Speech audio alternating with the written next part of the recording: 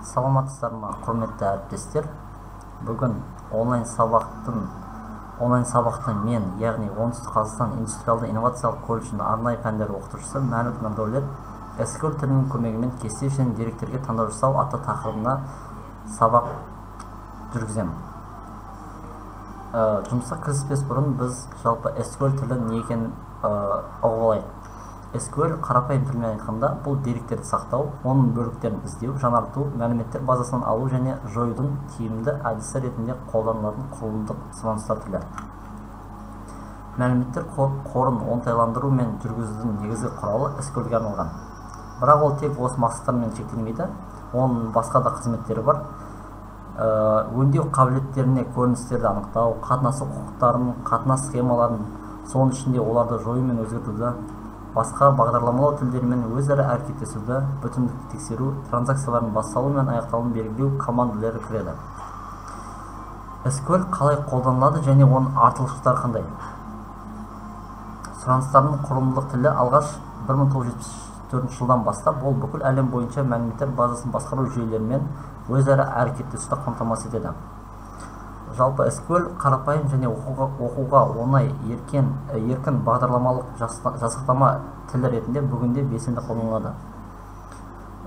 Айта өтетін болсақ, мәліметтер базасын әзірлеушілер, яғни қолданбалы функционалдықты қамтамасыз етушілер, тестерлер және администраторлар.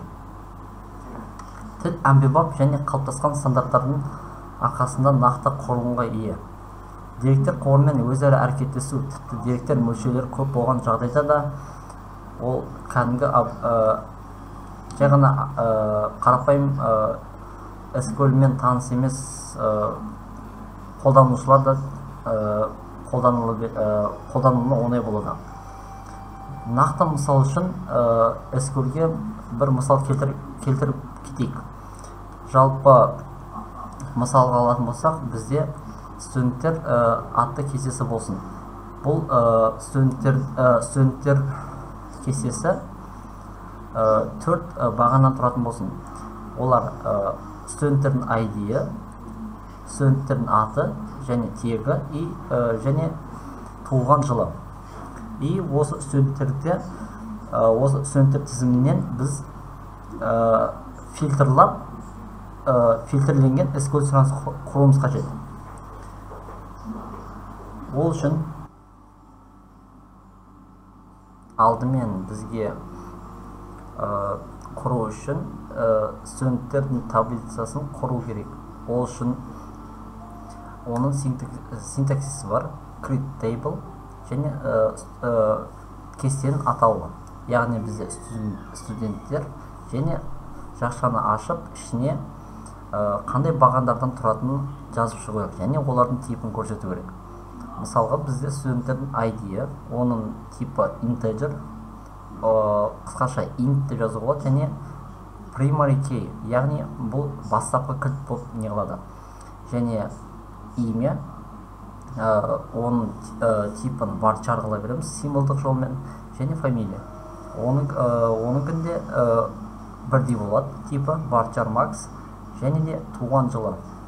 Код рождения ол несі типі integer болады, мысалға. Және осыны біз осы операцияны выполнить операцию деген F5 немесе бассақ болады. Және тексеріп көрсек те болады. Ол үшін select жұлдызша несін таңдаймыз, from студенттер. Егер орындап көретін болсақ, бізде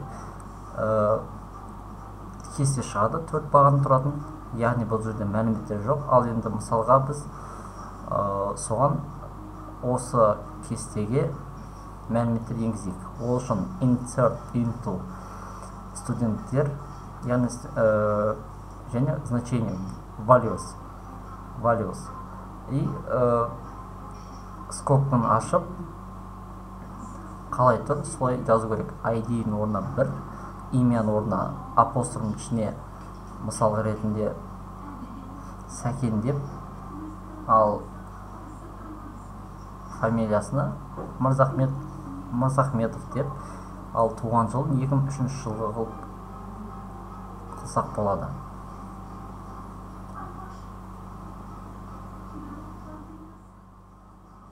Және де осы операцияны выполнить десек,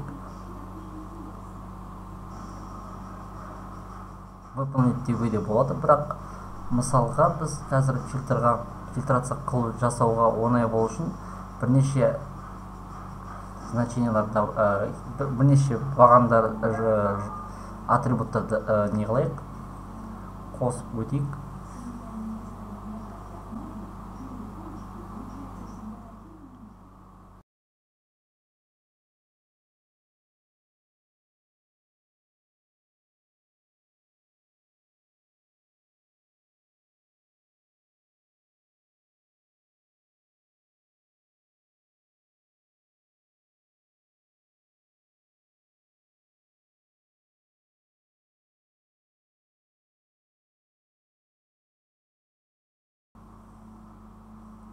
Мінекей біз болдық. Енді осы жазғанымызды выделить етіп F5-ті басып, және тексеріп көрейік. Мінекей біздің енгізген мәліметтеріміз тұр. Және мысалға осы мәліметтерге біз бір SQL сұраныс, яғни бір фильтр беріп көрейік. Мысалға ретінде жалпы именно осы кестеден 2003 жылғылардың тізімін көрсетсек болады. Ол үшін select звездочка from студенттер және where, где год равен 2002 жылға. Мінекей выделить тексеретін болсақ, бізге 2002 жылғы студенттердің тізімі шығады. Және мінекей енді тағы бізге мысалға сортировка қылуға болады. Ол үшін бізге select звездочка from студенттер және order by командасы операторы көмекке келеді. Order by и фамилия деген бағаны таңдаймыз. F5-ті басып, мінекей фамилиясын A-дан R-ге дейін өзі автоматты түрде сортировать етіп береді. Жалпы тыңдағандарыңызға рахмет. Сау болыңыздар.